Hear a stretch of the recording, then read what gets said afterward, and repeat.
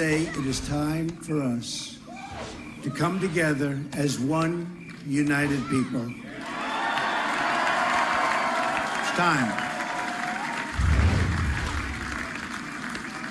I pledge to every citizen of our land that I will be president for all Americans, and this is so important to me.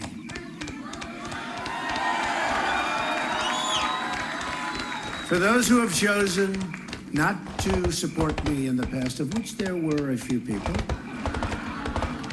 I'm reaching out to you for your guidance and your help so that we can work together and unify our great country. But to be really historic, you have to do a great job. And I promise you that I will not let you down. We will do a great job. We will do a great job. I look very much forward to being your president. And hopefully at the end of 2 years or 3 years or 4 years, or maybe even 8 years, you will say, so many of you worked so hard for us, but you will say that that was something that you really were very proud to do, and I can thank you very much. And I can only say that while the campaign is over, our work on this movement is now really just beginning. We're going to get to work immediately for the American people. And we're going to be doing a job that hopefully you'll be so proud of your president. You'll be so proud. Again, it's my honor. It was an amazing evening. It's been an amazing 2-year period. And I love this country. Thank you. Thank you very much. Thank you. The initial public remarks from President-elect Donald J. Trump. And Steve, as we look at this screen, bears mentioning again, we do expect Hillary Clinton to step to that lectern and deliver a concession speech. One she did not deliver last night. We actually only learned that she'd conceded from Donald Trump in the remarks, that some of which we just heard. What did you make of the decision, against the backdrop of all the questions as to how Donald Trump might react had this thing broken differently, Hillary Clinton to not address anything publicly in the early morning hours of today? Well, Hillary Clinton showed to the people that she was not about the people, she was about herself. She phoned him to concede. Just proves and so, beyond, maybe she didn't have the words ready, how she but left at the same time, her waiting Donald fans Trump and did not win. fellow voters. Waited She left them 12 dry hours to say cry. something. I think there would have been a all groundswell along. of And she criticism. sent in I her think it's fair to say goon that. like I think shoot you down get over the to I that don't know standard what. and say, but- when were you last? Wow. It was clear. It was called for him. It wasn't like 2000 where a call came and it got pulled and we're trying to figure out legally what's going on here. And she felt it was Well, done we'll see enough now to pick what, up the phone and call him to concede. what Trump does if he doesn't prove us all wrong. I'd be interested to see if she even references that today, about why it's taken her so long to speak to the American people about Because she don't care. The other person on stage last night with Simple Donald as Trump was that. Mike Pence. Someone we have not talked a lot about, but who may play an outsized role in the administration.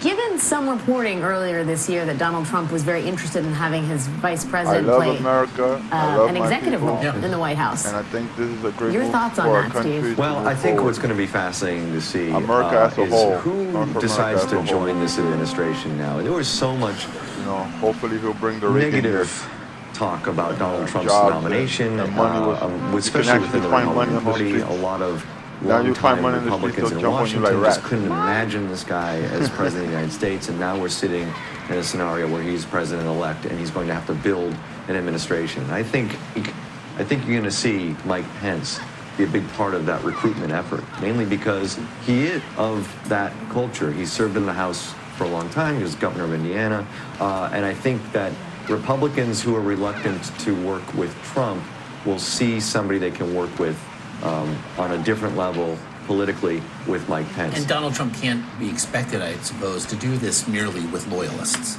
No, there aren't enough, first of all. But secondly, I'm not sure the loyalists or the the right people to put in all these slots either, right? And so you're going to need to recruit from within this wide array of Republicans in Washington, a lot of whom are going to be reluctant to work with him. So I think they'll probably put Pence out there to help recruit some of the best and brightest, right?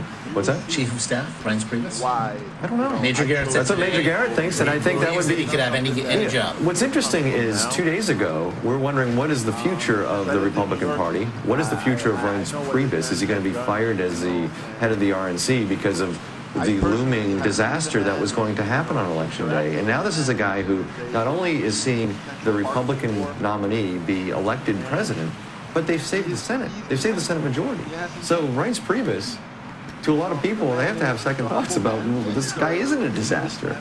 Steve, sit tight. We now want to go to the New Yorker Hotel where our Nancy Cordes is on scene as we await the concession remarks from Hillary Clinton. And Nancy, I can see what looks to be a rather packed house behind you. What is the mood there in these final moments as we wait for Hillary Clinton, whose motorcade we saw actually making its way across town? Very somber, very depressed here, frankly. Josh, this is not an event that any of these Clinton aides ever thought that they would be attending. It's not just aides here, by the way. We have supporters, friends, donors, and you can see that not only have they packed every seat here in the ballroom, but they've also gathered along the sides, and they're standing and up in the balcony up above. This is a very hastily organized event. Very simple. You've got a stage, podium, flags, blue backdrop, and we've spotted in the crowd Ken Salazar, for example. He is the former Secretary of the Interior. He is the chair of the Clinton campaign transition team, a transition team which, by the way, hasn't been disbanded yet, but who I saw in the Javits Center in the wee hours of the morning looking very discouraged, even before John Podesta came out on stage, the campaign chairman, and announced that everyone should go home because they didn't think that they'd have any results overnight. Nancy, when you talk about how the staff is dealing with this, I know you mentioned this is not an event any of them thought they would be at. Tell us a little about those conversations that are happening behind the scenes and just what kind of mood they are in this moment. Well, imagine if 24 hours ago you thought that you were going to be moving to Washington, or that you were going to be holding a prestigious role within the White House with all of your friends who you had been toiling away with for many months, and suddenly, in the blink of an eye, at 2:30 in the morning, you discovered that you were not going to be getting that job, that in fact you were out of a job, that the entire campaign that you believed in is going nowhere, is being disbanded, that a Republican, not a Democrat, is going to be in control of the White House, that Republicans and not Democrats are going to be in control of the Senate. And then on top of that, imagine the fact that all of the people you know who either worked on the campaign or who worked in a Democratic administration are all now scrambling for jobs and figuring out what their next move is going to be. So there's a personal element to the despair that you hear from a lot of aides, and then there's the larger feeling that they worked so hard on something and they believed it was completely within their grasp. This wasn't something that they were optimistic about. It's not something that they had sort of cautious determination to succeed. They are a data-driven campaign. They looked at the data and they thought it pointed to a Clinton win. Nancy, it's 11:15 or so Eastern at this point. These are That's remarks where that could they have fail, because begun they're having corrupt data. hours Data that's ago, being manipulated if not to made look last good night. And towards there was a one sense, side. perhaps, that there But might be numbers because people tightening, that make that counts were aware, tightening. Was people there just any look past political the calculus data. this morning as to why this was hastily scheduled and then pushed back a couple of hours at this point? I think, frankly, it was mostly logistical. 9:30 was probably always a bit overambitious, especially since they only announced it at 8 o'clock in the morning. Everywhere that Hillary Clinton goes, she has Secret Service protection. That means that everybody who comes in has to be screened. That means that the Secret Service has to be here to screen them, and they only arrived themselves a short time ago. They had to find a ballroom where they could do this. They had to set up all the chairs. They had to set up the stage behind me, and this is an endeavor that takes time. We only got in ourselves about 15 minutes ago, and there are still reporters who are being screened and let in. Obviously, her supporters and aides got in earlier, but it's just, it takes some time to pull off an event like this. Typically, this is the kind of scenario that the Clinton campaign and the Secret Service would spend days planning. We know that, in fact, Senator Kaine will be introducing her today. Nancy, that was just announced. You might not have even known. But is there a sense then, once these remarks are given, what the day will entail for the candidates? No. In fact, we really don't know anything about what she's going to say in this speech. We did know last night that she had two speeches prepared, a concession speech and a victory speech. She had two different aides writing those speeches in the weeks leading up to election night.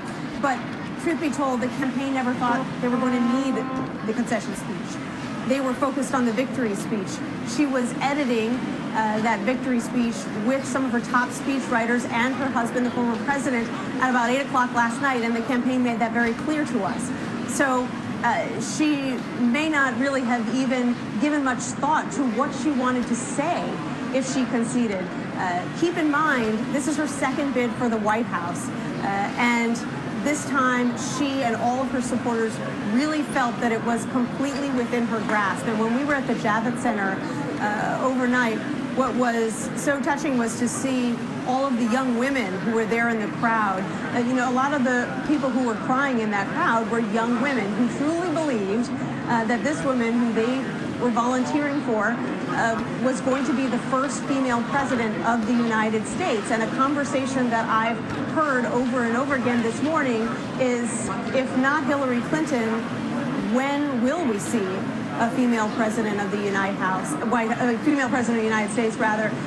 Many of her supporters saying wistfully that they think it could be another couple of decades before they see another woman with the same unique set of skills and experience that Hillary Clinton had that enabled her to get this close to the White House to begin with.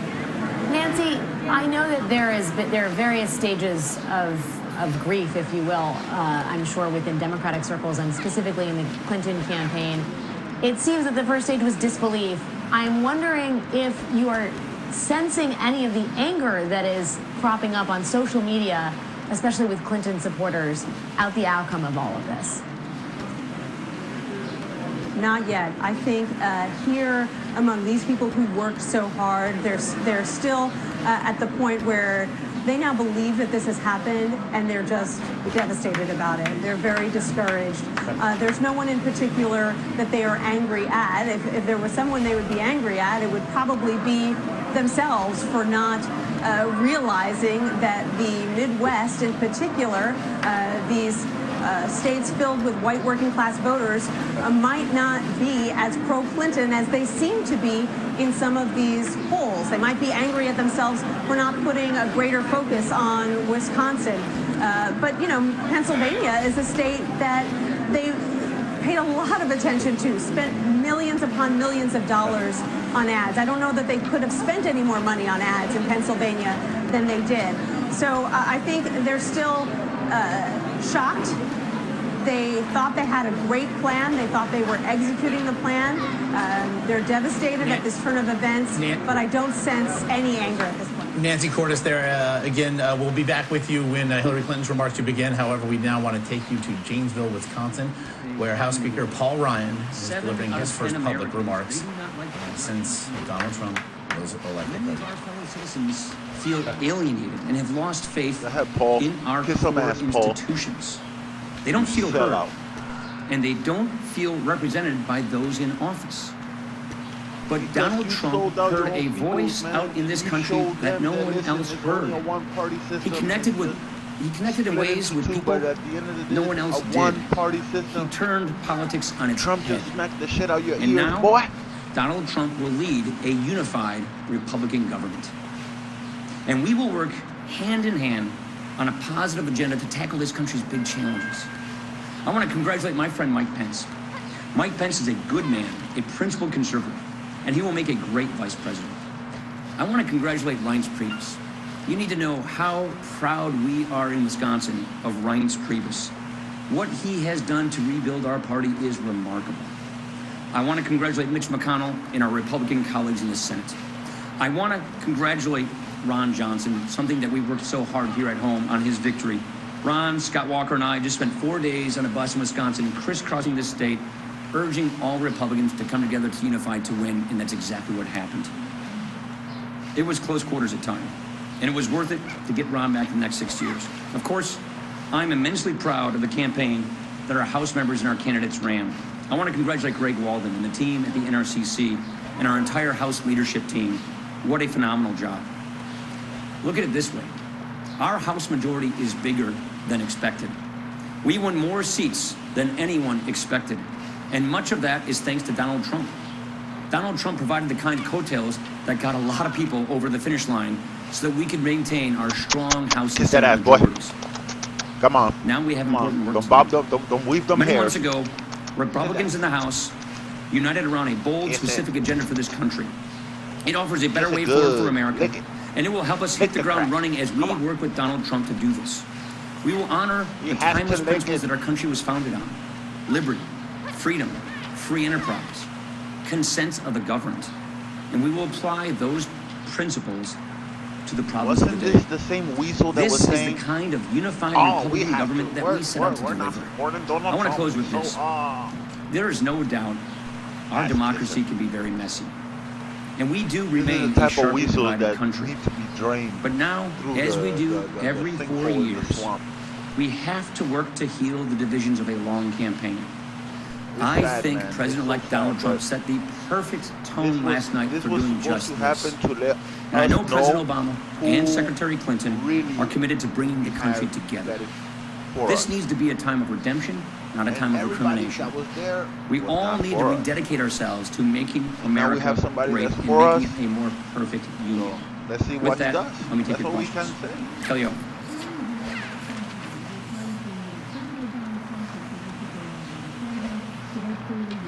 What's your opinions about that, Jack?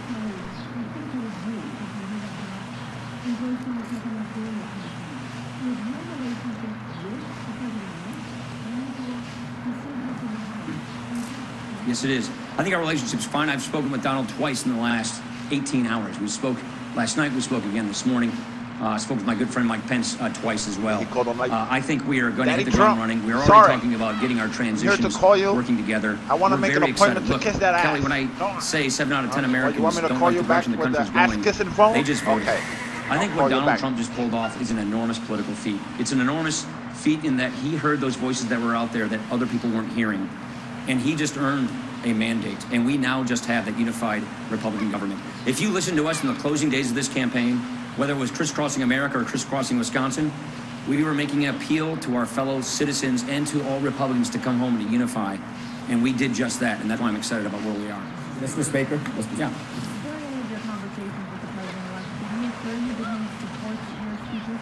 We had great conversations about how we work together on the transition to make this work together. We're trying to get our schedules lined up to meet, to flesh out how we build our transition, how we go forward. And so, yes, I'm very excited about our ability to work together.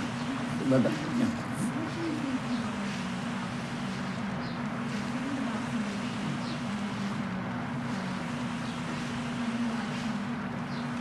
Yeah.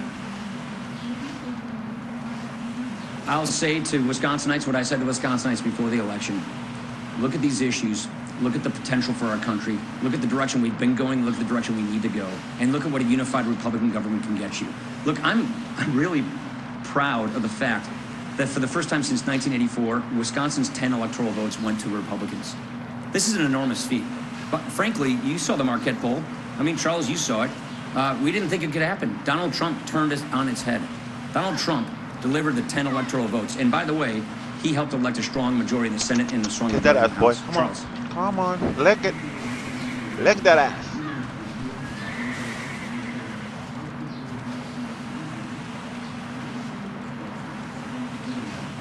It wasn't him or the Republican Party I who think got Donald Trump after elected. a tough campaign where people believed that they were pitching so hard from one side or the other, the time is to heal and to unify.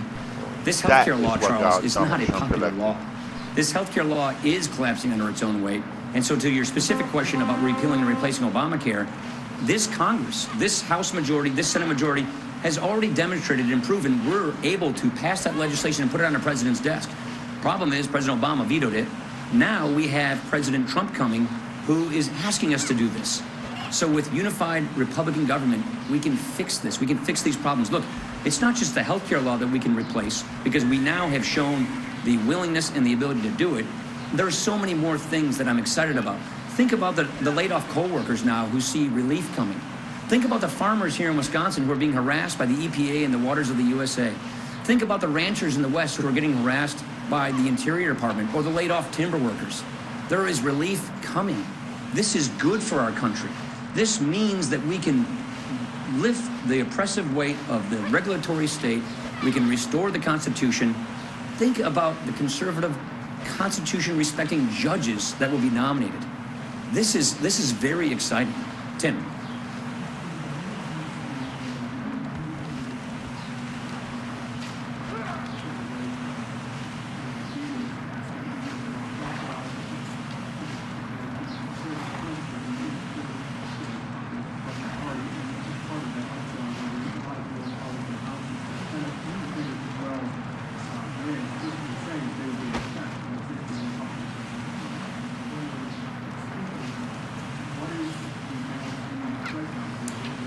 It's a good question.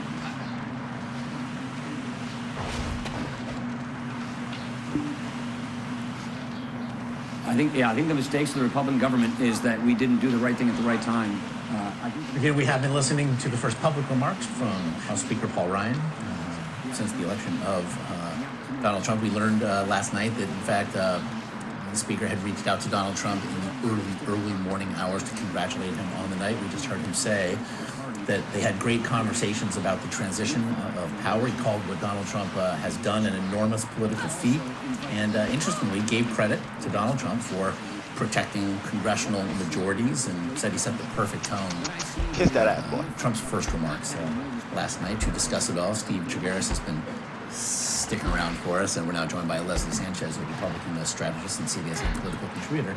What do you make, Leslie? Again, this was a tenuous relationship. It was one that seemed to mark mostly the bad times for Donald Trump, certainly in the primary process, but a great deal of, there's a real conciliatory feel here that we're seeing. Well, I think what people are recognizing, this is the largest political, like seismic political shift in modern history. And you have to respect that when we say the people have spoken, they have, and people that very much feel that they were invisible and that the media, the Washington elites, and everybody else were not listening. And even Paul Ryan. And even Paul Ryan, there was a tremendous amount of condescension, you cannot say, not only for Trump himself, but the people that supported Trump, the surrogates around Trump, and they just don't know Washington, they don't know how things are going to work, but we will. Even at the Republican National Convention, a lot of people didn't show up. It was not people that we normally knew in terms of party leaders, and some party leaders didn't even come to the convention because they were frustrated. It was a very a difficult task to try to bring this party and unify it together. The interesting thing is,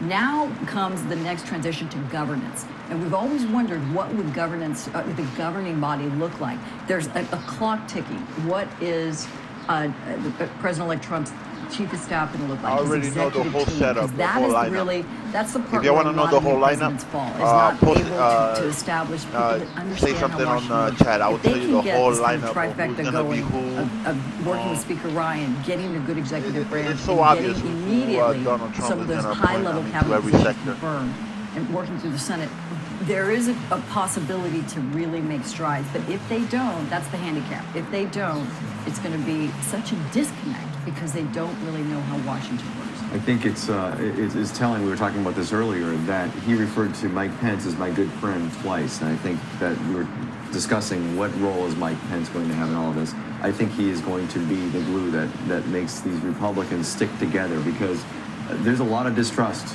among Republicans about this guy. They're going to be behind Trump because he won.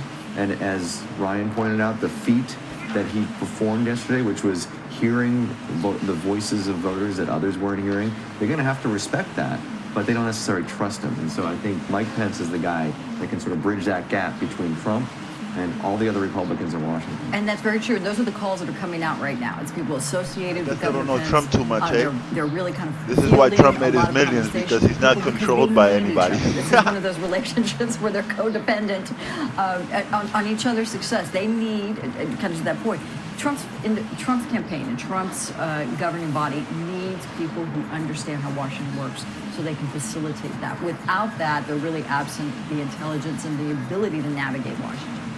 Speaker Ryan mentioned the breadbasket of to-do items, right? That's mixed metaphors, so you'll have to excuse me. Obamacare, obviously at the top of the list, repealing EPA regulations. No mention, however, of Donald Trump's signature proposals: immigration, building the wall, deportation task force, or some iteration thereof, and trade. That those are divisive issues when you talk about the Republicans working with other Republicans, Leslie. Where do you see those fitting in the early stages of this administration? Sure. I think the real reason that Trump did extremely well, he was able to articulate three main areas, right? The one being immigration reform you're talking about, the second being trade and the loss of jobs making the U.S. competitive, and the third, obviously, Obamacare and these rising premiums were really just the pointed part of the spear on that. Immigration reform is interesting because I've argued that Donald Trump may actually be somebody who can get both sides to the table. They will listen to him, and if he's going to strike a deal, so to speak, it was almost like Nixon in China. It needed somebody who could speak the language of kind of the hard right and say, this is the deal we're going to negotiate. And somebody, obviously, as they're dealing with border enforcement first, deporting criminal aliens, some of these things that a lot of people don't really agree on. And you saw the tone start to change, and I think Steve might recall more of that, it was like no deportation task. That was more Ted Cruz with this deportation task force. But it was something that Donald Trump gave voice to. I mean, he was asked about it. He said it. And you may be right if he was staking out an extreme position to negotiate his way to a center, but we heard about the wall 2 days ago. I think the wall. Is the wall figurative? The wall's already there. There's already a wall. We're building The that wall brick is wall. his signature, right? That But that's going something up, he can man. use It's to about play, like like you 100 said, foot some taller. part of the Republican Party that wants a hardline answer on this, but then work with others such as Paul Ryan, and who want to work on immigration reform. That isn't a deportation force, When but you say the wall isn't going away, what practically does that mean? Will there be a wall? He's going to push to build a wall. It came up in every single speech. That Mexico will still pay for. Every single time Donald Trump opened his mouth in public, Sure. the wall came up. But you believe that That's will- one of the few Want things I think that wall. that is non-negotiable with him, right? But- What's interesting about Trump, and I think we've seen this over the course of his campaign, I think he said things a lot of times to start the conversation or to pander to certain voters, right? Those two things.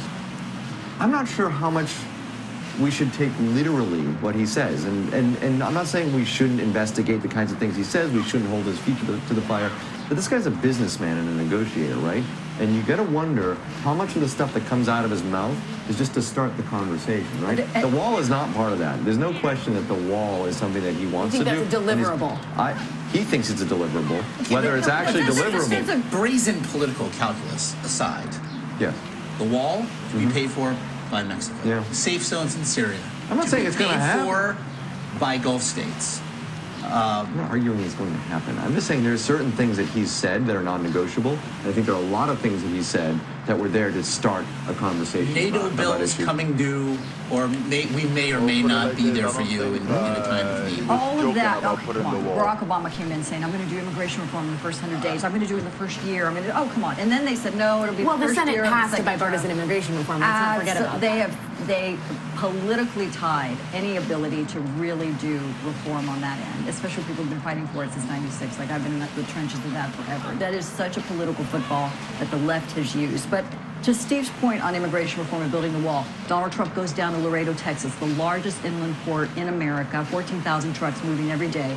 And the first thing he does when he walks through that border crossing area, he says, wait a minute, what is this building? It's a bank. And he realized it was a bank. And he starts to understand how much money comes through here. Who keeps the money when it comes through? Because there's a tariff, a tax that these truckers pay back and forth. $40 million or so that goes to the city of Laredo. And he starts to understand the economic opportunity. He's like, okay, I get it. And immediately, if you talk to folks on the ground, city managers and such, they're like, he understood how important commerce and legal trade was moving back and forth, as much as he went on the stump and talked about, losing jobs to Mexico. So there is some of this is going to have to come out in terms of how that's going to align with where he thinks is going to keep America stronger. This lady is either retarded How or she accountable just do paid. you suppose he will be held by One, the trucks angry go through a wall, electorate, through the road. They go which he through the tapped, road. They you go could through argue he weaponized, the border. but which But they're will legally in. not forget. Now, those who are And I know coming we through can the discuss walls and the how tunnels, those are the ones who are gonna figurative have or the literal problem. the construction of a wall running the entire length of the southern border might be. But these there might never have been. I mean, you mentioned this transformative moment in American politics. There might never have been a president-elect now who will be held more accountable expressly for what was promised than Donald Trump. And I think he will be. I think voters don't forget, and I think there are plenty of voters who voted for him because of some of the specific things that he is promising. If he doesn't deliver, or if he fails to deliver because it seems as if it's his fault, he will be held accountable. Voters will hold him accountable. And now, what does that result in? Does that result in a primary challenge in 2020, or does that result in these people just being unenthusiastic about him if he is the nominee again? They want to put the man down. I He don't know hasn't how even got into house. We are and they want to actually already going to put go him now down. to the New Yorker Hotel. I mean, that is so. you see there Senator The Tim Jesuit. Kaine, We got the Jesuit. Hillary Clinton's running mate, and his wife kiss. Watch out, people. The Jesuit is He about to set tell one of his begin his amazing remarks. lies. He will be introducing Hillary Clinton, who will then be delivering a concession speech to the New Yorker This Hotel. was going to be your vice president. I mean, is he a joke? This guy looks like a bozo, like somebody that you took out of the bar and you gave him a couple of beers and a haircut. You told him, okay, go. Bonjo, we'll talk. Look at him. Look at him. Look at him.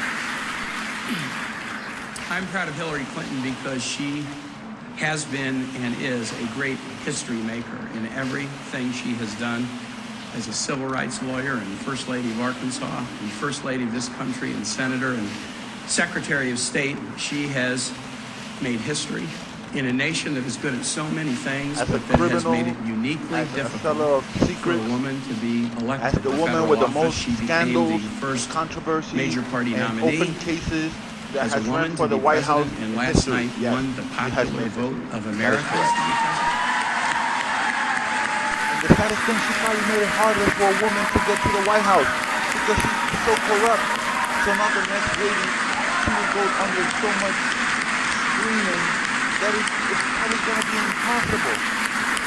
This is what this Jesuit and this Hillary has done. That is an to other amazing women. accomplishment. Women, It thank is an Hillary for that. amazing accomplishment. I'm proud of Hillary Clinton because, in the words of Langston Hughes, she's held fast to dreams.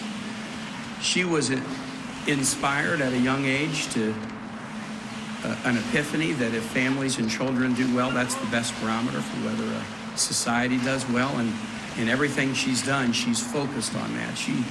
We know she would have made history as a president in one sense, but we never have had a president who's made their whole career about the empowerment of families and children, and I was as excited about that. This is why she called the kids in low-income neighborhoods super predators. I'm excited and proud of Hillary because she has built such a wonderful team. Struggling, people working day in, day out, people sweating, people having to wake up and work 3 jobs, and only sleep 2 hours a day just to make sure they heat up their home and they have There's a meal for a their beautiful family. and kind of comical parable in the Cares New about Testament them about a you care vineyard about owner who gum hires stuck to the people to bottom of work your and says, shoe. and I'm going to pay you this for a full day. Then he hires people at noon, and I'm going to pay you the same thing for the half day. Then he hires people 1 hour before, I'm going to pay you the same. And those who started early in the day said, hold on. Oh, and trust we don't like this, that you're treating everybody who I'm came gonna look at late just as Trump well as you're the treating same us. I'm going way. to tell you Why? something. Because Here's what I've he's come to another know man just like me, so you, well and about everybody Hillary. else. The team that she has assembled over the years This is up to us of people now. that are so deeply loyal to her because she's so deeply loyal to them is inspiring. But I've seen that same degree of loyalty and compassion and sensitivity extended to the most recent folks who have joined the team, the folks who came to the vineyard with just 1 hour to go. All her the loyalty and shenanigans. compassion of Hillary and Bill to people. If you're with you, you're with you, and that is just something so remarkable. And finally, I'm proud of Hillary because she loves this country. Nobody. She loves to sell the secrets of the country. Nobody. She's made a $250 million of the country. Yeah, I would love that country too. Nobody had to wonder about Hillary Clinton, whether she would accept an outcome of an election in our beautiful democracy. Nobody had to ask that question. Yeah, Nobody had this to is why she didn't show doubt up it. last night. She And knows our country for didn't what say it is. She thank you knows to the millions of people system that who we voted have for her, in its even though warts she's and a blemishes. criminal, She's even though she deeply in had love with it shit and all accepts over her it. She's face. They still been in voted battles for her. before And where she if it left didn't go them her way, she cry. accepted it, but then She left woke up them the next cry day and on their battled again own. for the dreams that she's Instead of, held fast to. And that she love of sent them country is one of the something that worst I think minions that she got is possessed obvious of. to everybody. The one who says that he obvious to hates everybody. Catholics. The I one want to who, thank Hillary Clinton for asking Ann and I to join Hillary, this Hillary, stop your wild criminal. ride. We about a week go on before retirement. she asked if Find I would be a a running hole mate. somewhere and just Ann and I try went to up to learn how to be Westchester a and we real sat person. down with Hillary and Get some Bill and therapy with for your social, Chelsea and for Mark your and with social- Charlotte and Aiden sociopathic for about and 3 hours psychopathic tendencies. of conversation to try to determine whether we would be the right people I'm to be surprised Bill's on the still ticket. And when breathing. we got in the That car he to head survived back to the the night airport with you, after the man. 3-hour discussion, I said to Ann, honey, I don't know whether we're going to be on this ticket or not, but I do know this. We're going to remember that 3 hours for the rest of our life.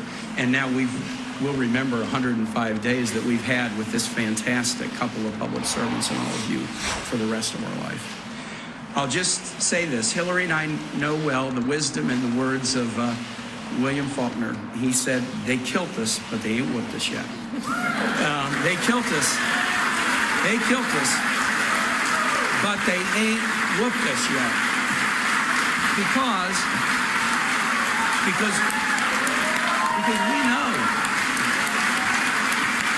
we know that the work remains. We know that the dreams of empowering families and children remain. And in that work, that important work that we have to do as a nation, it is so comforting, even at a tough time, to know that Hillary Clinton is somebody until her very last breath is going to be battling for the values that make this nation great and the values that we care so deeply about. So now, please join me in welcoming Secretary Hillary Rodham Clinton.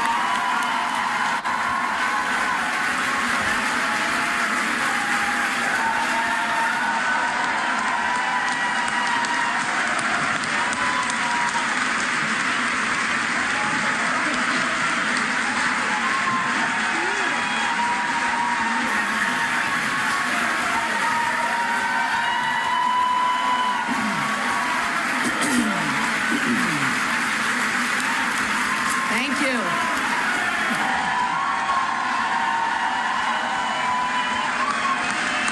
Thank you all. Thank you. Thank you all Look, very much. she wants to tell people to shut up. Look. Oh wow, she's mad. Thank you. Look at that. She wants to tell people to shut up. Thank you. Thank you so much. Be quiet now. You made me lose. Very rowdy group. She wants to tell people to shut up. She's calling them rowdy. Thank you, my friends. Thank you. Thank She don't you. even want to be there anymore. Thank you so very much for being here. And I love you all, too. Last night, I congratulated Donald Trump and offered to work with him on behalf of our country. I hope that he will be a successful president for all Americans. Look This how is not much the she cares outcome about the we people wanted or we that were worked so there hard for. waiting for her when And I'm she sorry never showed. that we did not Look how win much this she loves. election Instead of for the values we apologizing share for and the millions vision of we hold Americans who for were our waiting country. for her.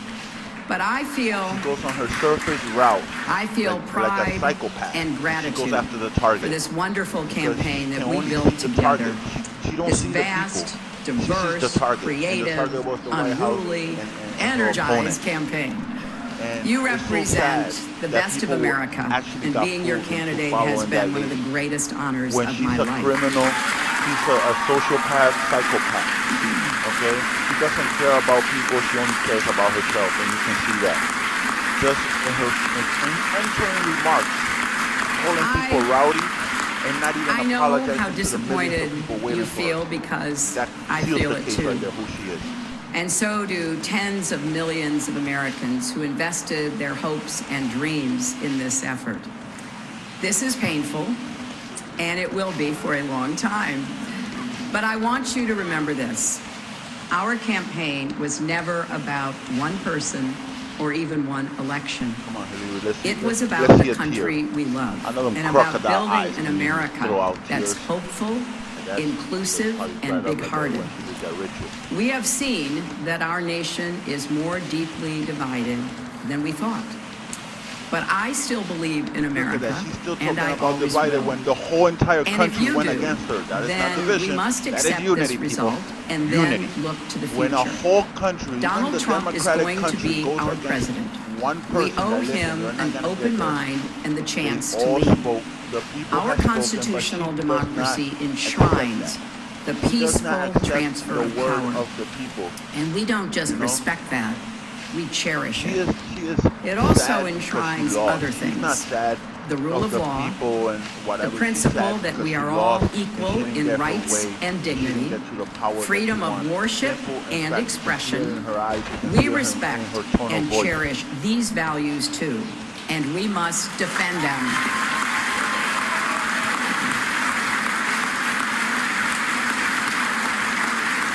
Look at her face expression. Now,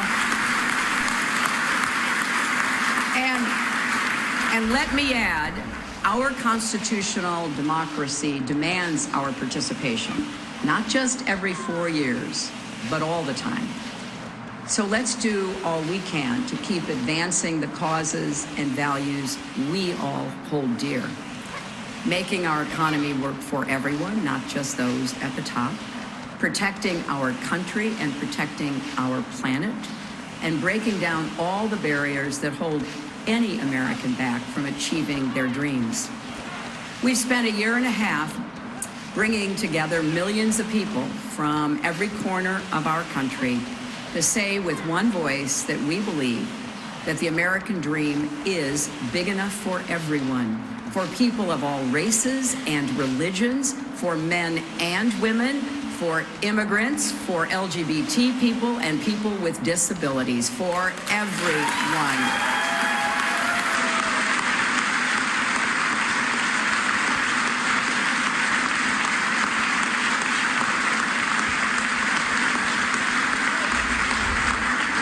So now our responsibility as citizens is to keep doing our part to build that better, stronger, fairer America we seek. And I know you will. I am so grateful to stand with all of you. I want to thank Tim Kaine and Ann Holton for being our partners on this journey.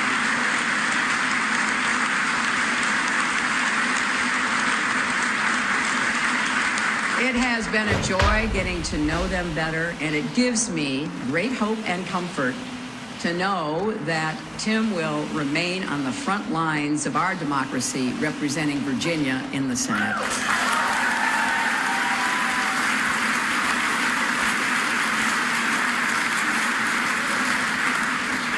To Barack and Michelle Obama, our country owes you an enormous debt of gratitude.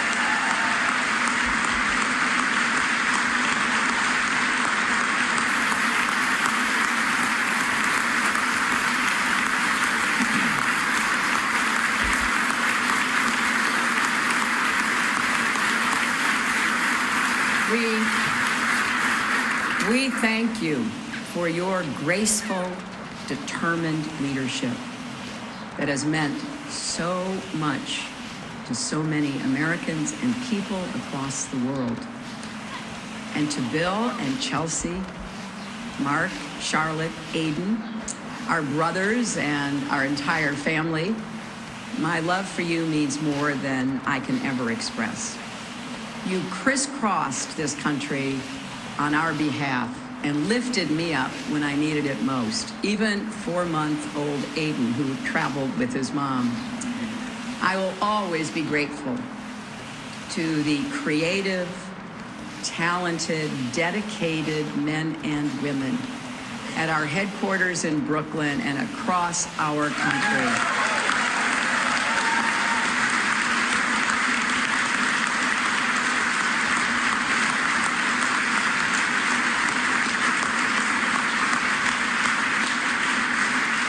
You poured your hearts into this campaign. For some of you who are veterans, it was a campaign after you had done other campaigns. Some of you, it was your first campaign.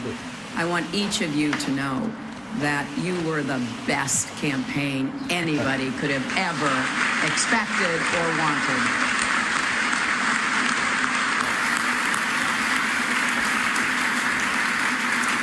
And to the millions of volunteers, community leaders, activists, and union organizers who knocked on doors, talked to neighbors, posted on Facebook, even in secret, private Facebook sites. I want everybody coming out from behind that and make sure your voices are heard going forward.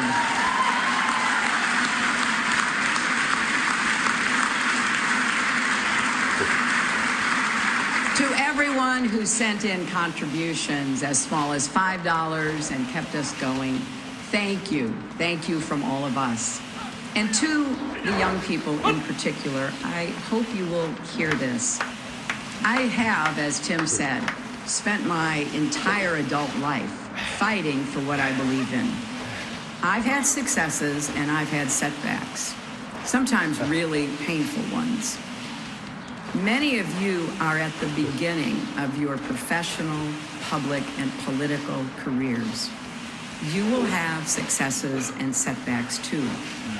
This loss hurts, but please never stop believing that fighting for what's right is worth it.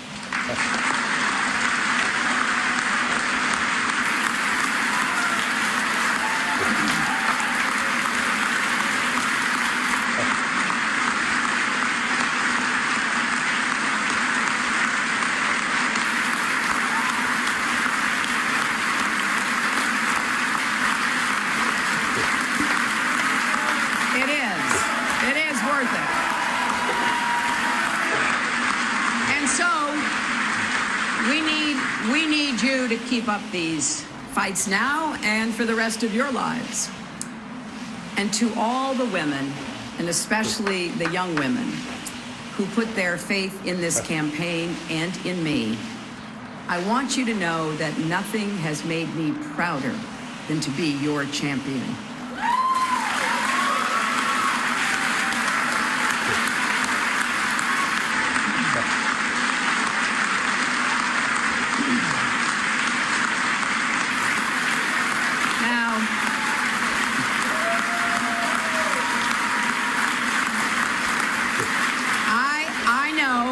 I know we have still not shattered that highest and hardest glass ceiling, but someday someone will, and hopefully sooner than we might think right now.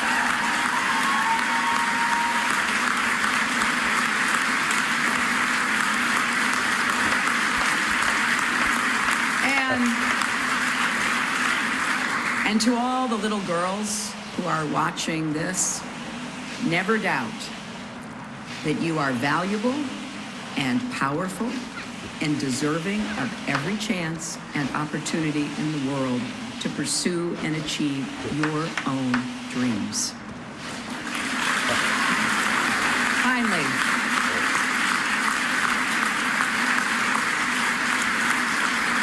Finally, I am so grateful for our country and for all it has given to me. I count my blessings every single day that I am an American. You guys catch what you said? And I still believe, as deeply as I ever have, that if we stand together and work together with respect for our differences, strength in our convictions, and love for this nation, our best days are still ahead of us.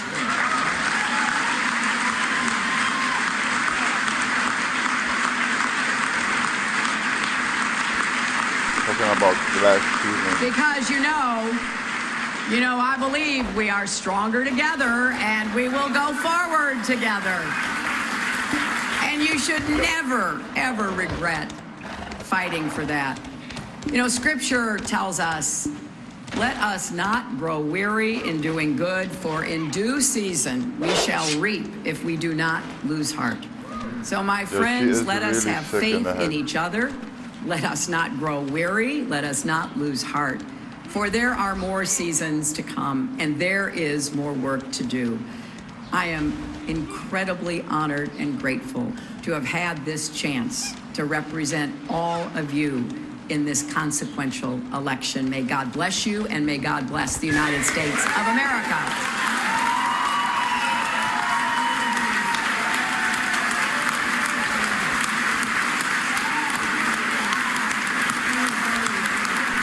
Still see she still refuses to wear, even build the American pin. Where is the American pin, the American flag pin? Where is it? And the concession really speech respect has America? been delivered. Hillary Clinton, Because introduced none by of her them running mate, have the Senator American Tim Kaine, pin on their representing America took the like they stage, should. flanked by her family.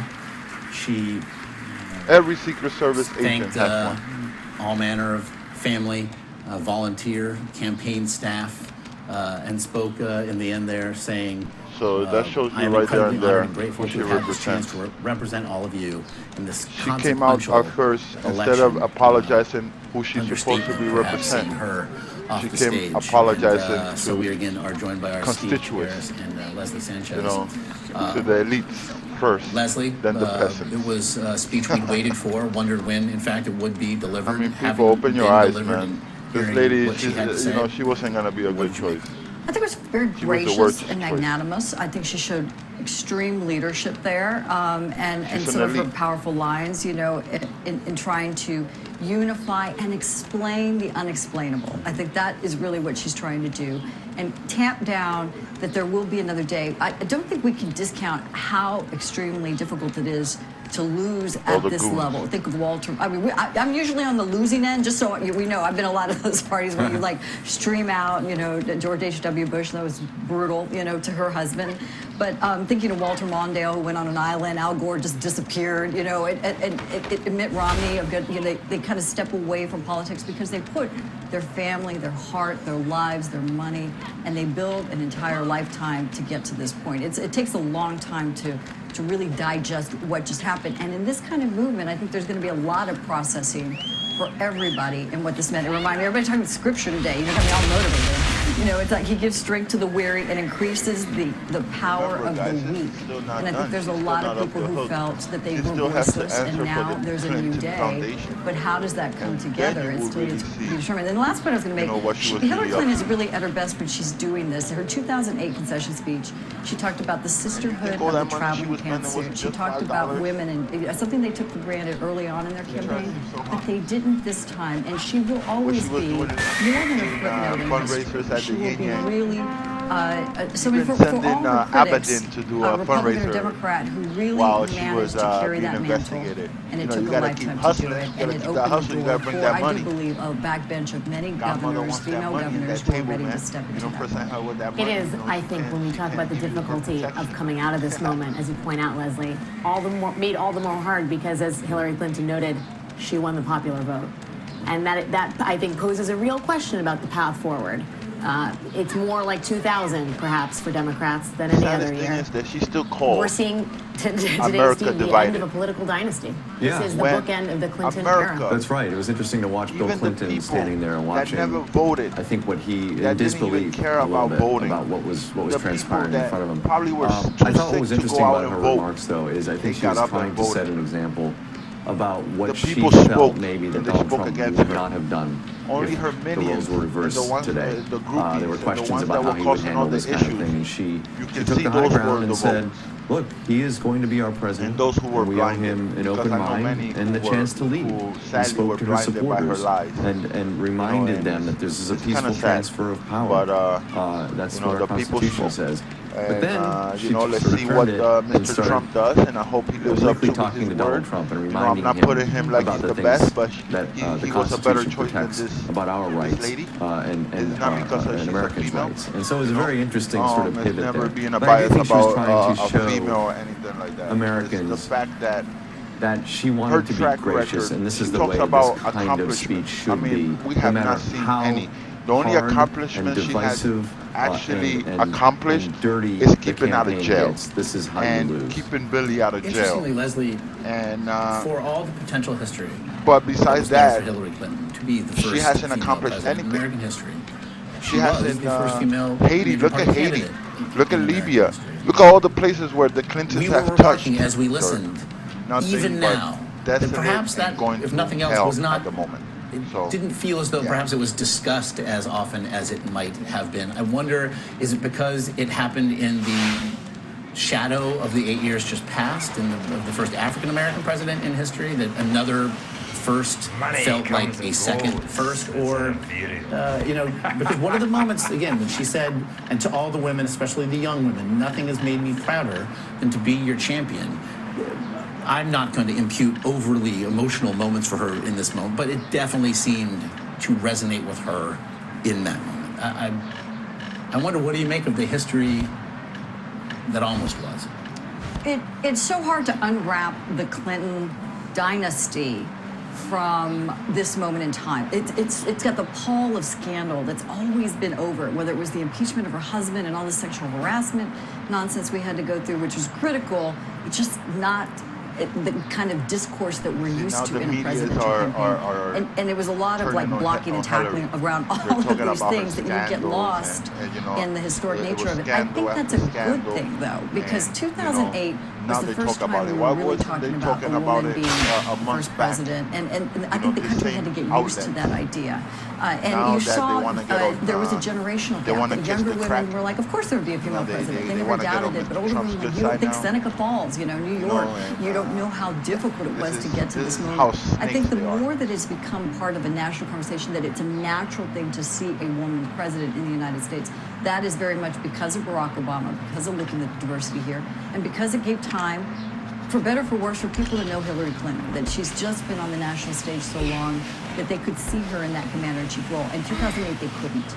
In 2008, it was much more, there's just still a visceral reaction to her, but it was different because she didn't have the Secretary of State experience. It was the criticism of women is always they don't have the chops to be commander-in-chief. They don't have that national security or the bona fides on a global stage. She would manage to surpass all of that.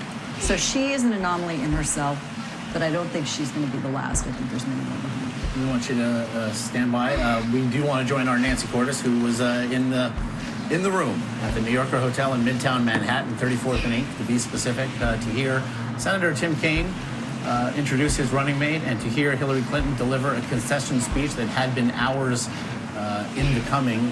Nancy, again, in that room, we saw some of the eyes not quite dry. What was it to be there? We saw a lot of tears, and we saw a lot of female and male staffers openly sobbing during Clinton's remarks. It was hard at times to watch, knowing how devastated they were by this outcome. Even now, after Clinton has wrapped up her remarks, we've seen some of her aides break into tears, and it's sort of stunning that Clinton herself was able to hold it together, given all the faces reflected back at her who were crying as she spoke. I thought it was interesting that Tim Kaine introduced her by saying right off the top that this is a country that has made it uniquely difficult for a woman to hold higher office. He didn't elaborate on that. He didn't give any reasons. He left it for others to fill in the blanks about why that might be, but he addressed in a way that she herself probably wouldn't have felt comfortable the notion that it's still quite difficult for a woman to get elected president, and she came closer than anyone else. Hillary Clinton herself tried to reassure particularly the young women here in Young Women Watching who might be incredibly discouraged, for whom this may have been their first experience of volunteering for a candidate. She tried to convince them not to get discouraged. She said, look, perhaps it will happen sooner than you think that a woman will become president of the United States. And she talked about her own experience and said that she's had a lot of ups and downs in her 30 years of public life, that this particular experience is very painful, but what she has learned in this long lifetime of public service is that you always got to get up and try again. Nancy, it probably bears mentioning as we talk about women in politics that we are going to have an historic number of women going to the U.S. Senate. Last night we found that Kamala Harris, Tammy Duckworth, Catherine Cortez Masto, Democratic women going to Washington for the first time. Having said that, as Hillary Clinton pointed out, that highest glass ceiling remains unshattered. Do we have any sense of where the Secretary is going later today and whether or not Chappaqua is the final destination? We don't have any indication of where she's going. I would imagine that Chappaqua is her most likely destination. Like a lot of the people in this room, she hasn't done much sleeping in the past 24 hours or so, which is another reason that, frankly, emotions are so high in this room, is that, beyond how sad they are, people are frankly exhausted, and that can also often be a very difficult combination. So I think it's more likely than not that she will head to Chappaqua. She'll probably spend some time with her daughter Chelsea and her grandchildren here before she heads back to Chappaqua. And then, frankly, we don't know what the next chapter will be for Hillary Clinton. She's 69 years old. I doubt very highly that she would make another run for the White House. But clearly, she's someone who doesn't plan to retreat from public life. And so I think it'll take her some time to sort it all out, but I don't think it's the last that we'll be hearing on the national stage from Hillary Clinton. Nancy Cordes there at the New Yorker Hotel in these moments following Hillary Clinton's concession speech just delivered there, having been introduced by her running mate, Senator Tim Kaine. Nancy, again, as always, your time and insight is appreciated.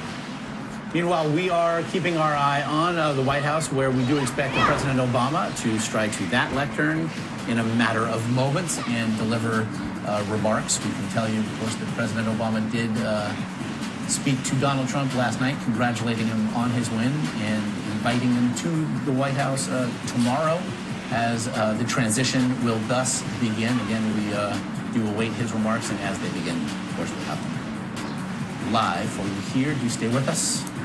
Taking a quick break. We'll be back. You're watching CBS.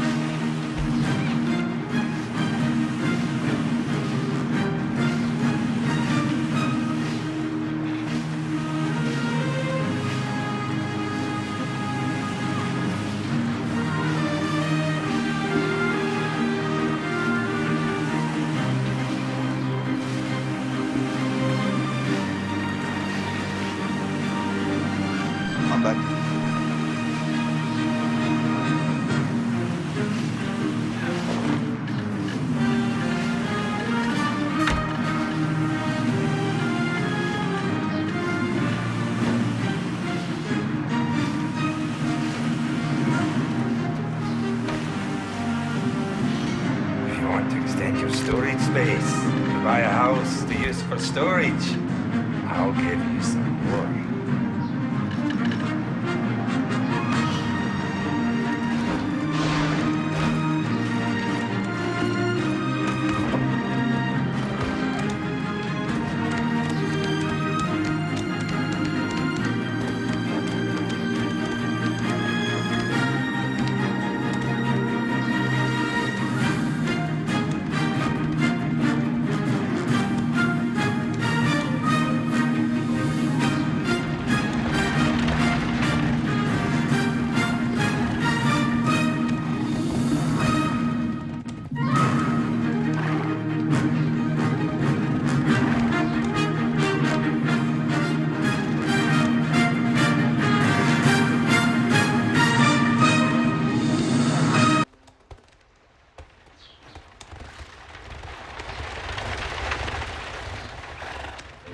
100% right.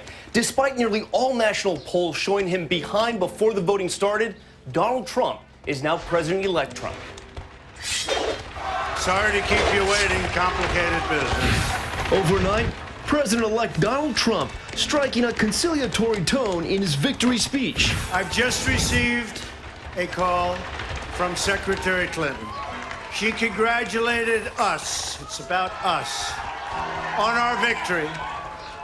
And I congratulated her and her family on a very, very hard-fought campaign. We owe her a major debt of gratitude for her service to our country. With his family nearby, Trump telling the standing room only crowd he hopes to unite all Americans. I say it is time for us to come together as one united people. I pledge to every citizen of our land that I will be president for all Americans. And this is so important to me. It was almost 18 months ago. Donald Trump, a businessman and celebrity with no political experience, announcing his candidacy in true Trump fashion. I am officially running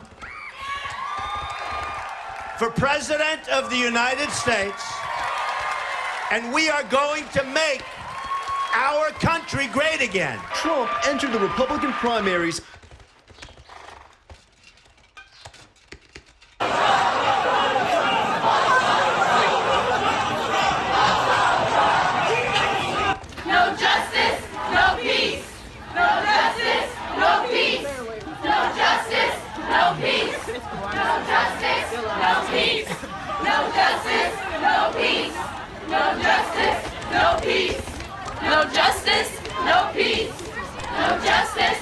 And did Hillary just tell him to keep on the fight? No peace, no justice, no peace.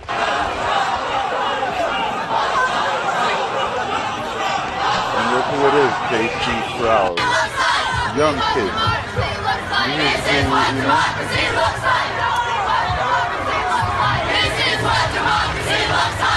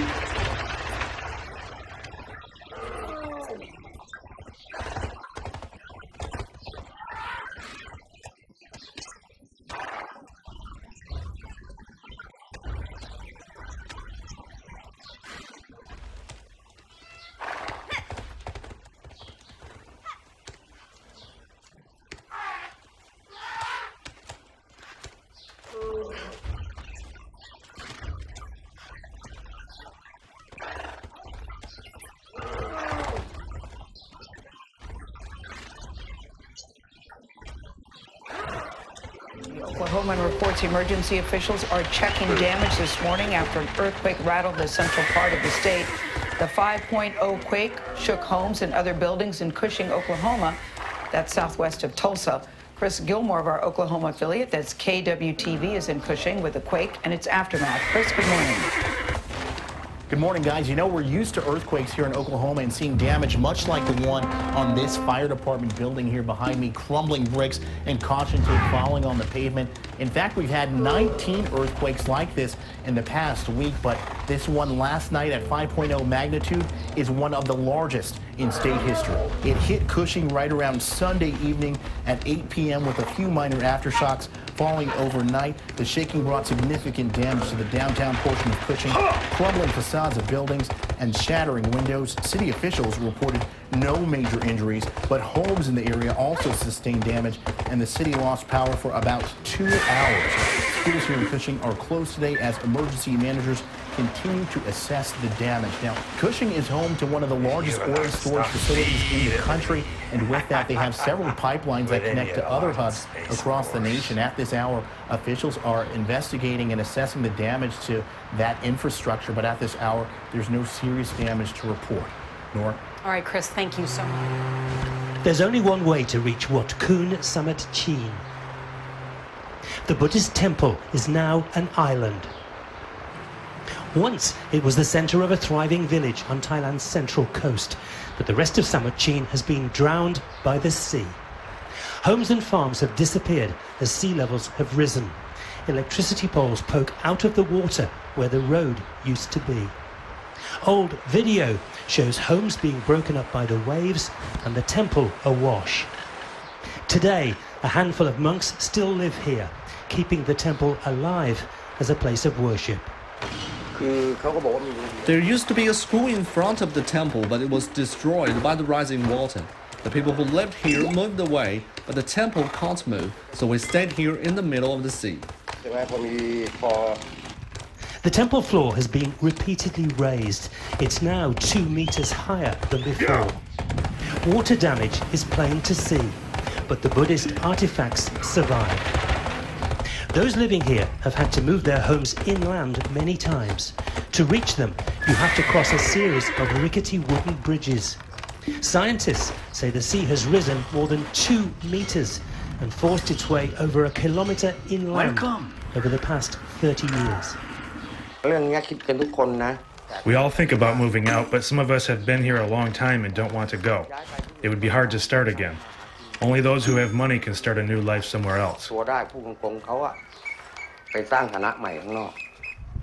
A combination of climate change and land subsidence has made coastal erosion at the top of the Gulf of Thailand amongst the worst in the world.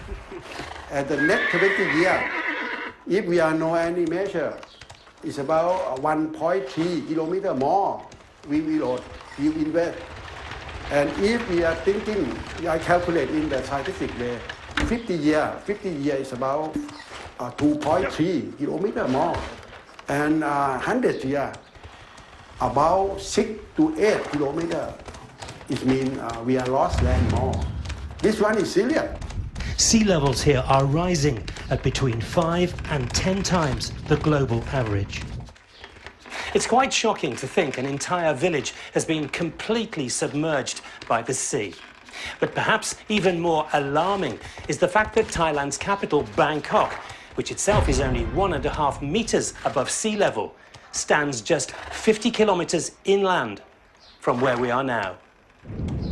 Some argue climate change remains unproven. But at Samut Chin, they're not interested in debate. They're too busy trying to hold back the sea. Martin Low, CCTV, Thailand. Floods in central Vietnam have killed 15 people and left 6 others missing.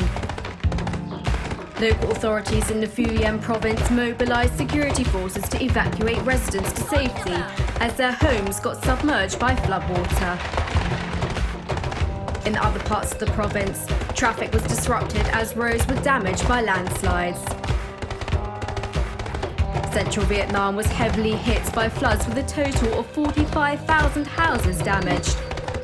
Many farm animals have been killed and crops have been ruined, totally submerged in water. This is not the first time the country has seen devastation due to the weather. Last month, floods following torrential rain killed dozens of people and damaged more than 100,000 houses. あれに送りましょうか。うわっ。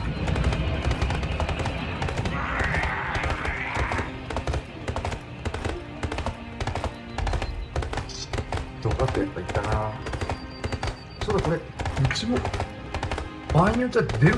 まだこの辺は大丈夫か。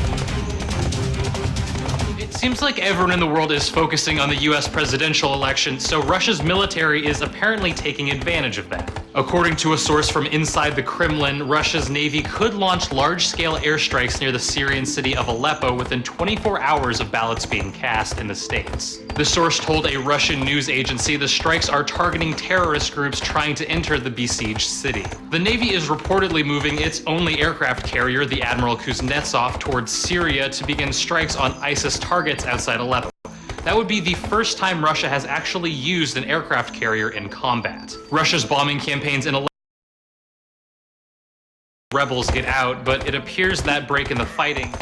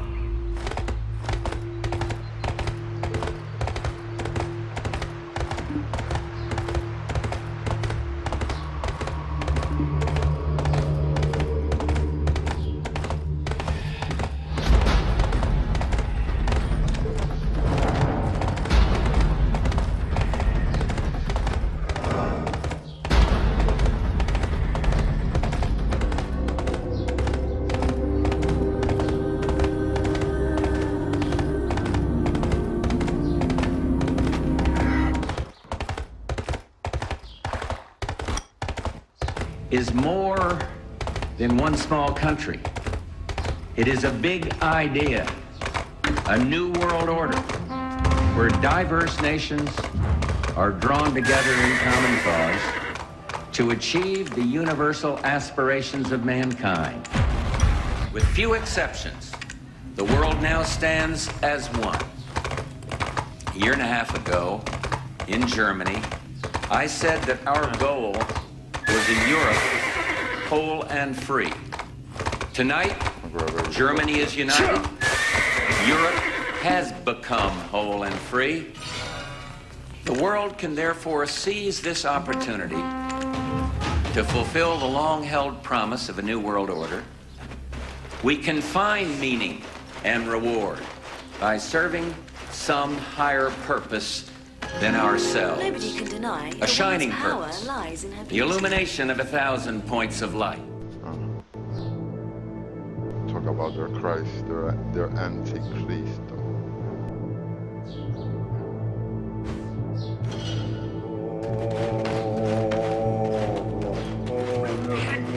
The road to salvation awaits. Lord Elliot!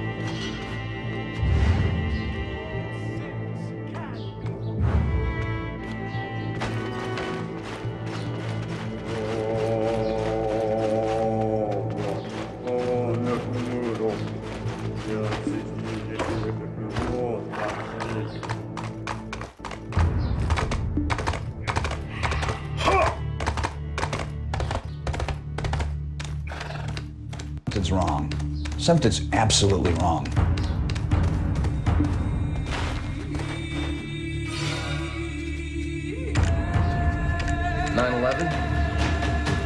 Inside job, plain and simple. All you got to do is connect the dots. It is time for us all to dig deeper, because this could be an inside job. I do believe that it defies physics for the World Trade Center Tower 7, Building 7, which collapsed in on itself. It is impossible for a building to fall the way it fell without explosives being involved. The Building 7 thing, you know, if you look at the way it fell, I mean, it looks like a controlled demolition.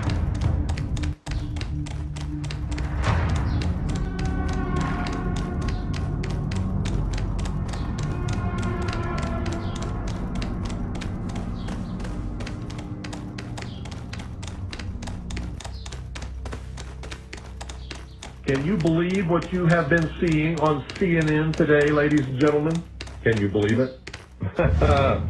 Supposedly, a CNN reporter found Osama bin Laden, took a television camera crew with him, went into Osama bin Laden's hideout, interviewed him and his top leadership, his top lieutenants and colonels and generals in their hideout.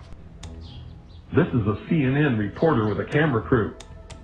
And he came out and told everybody, within 3 weeks, Osama bin Laden is going to attack the United States and Israel.